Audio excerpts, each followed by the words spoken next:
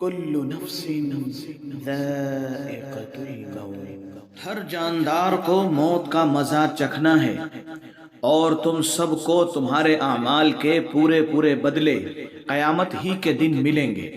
پھر جس کو دوزخ سے بچا لیا گیا اور جنت میں داخل کر دیا گیا، وہ صحیح معنوں میں کامیاب ہو گیا، اور یہ دنیاوی زندگی تو جنت کے مقابلے میں دھوکے کے سامان کے سوا کچھ بھی نہیں ہے۔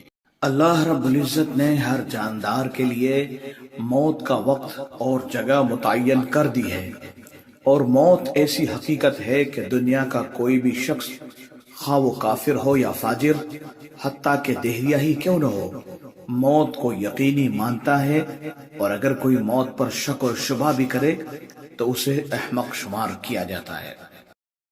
اس روئے زمین میں جو کوئی بھی ہے وہ فنا ہونے والا ہے، اور صرف تمہارے پروردگار کی جلال والی اور فضل و کرم والی ذات باقی رہے گی۔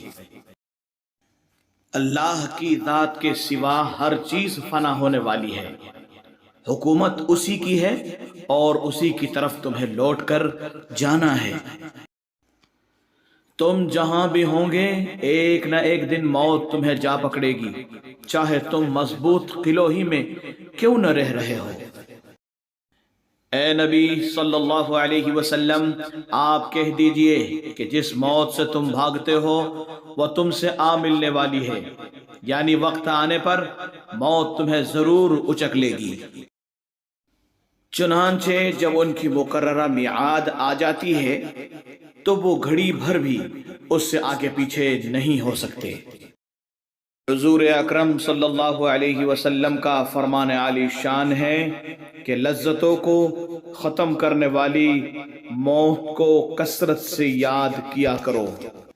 اللہ تعالی ہم سب کو اور پوری امت مسلمہ کو مرنے سے قبل اس کی تیاری کی توفیق عطا فرمائے، اور ہمیں دونوں جہاں کی کامیابی اور کامرانی سے نوازے۔ آمین۔ وآخر دعوانا ان الحمد للہ رب العالمین۔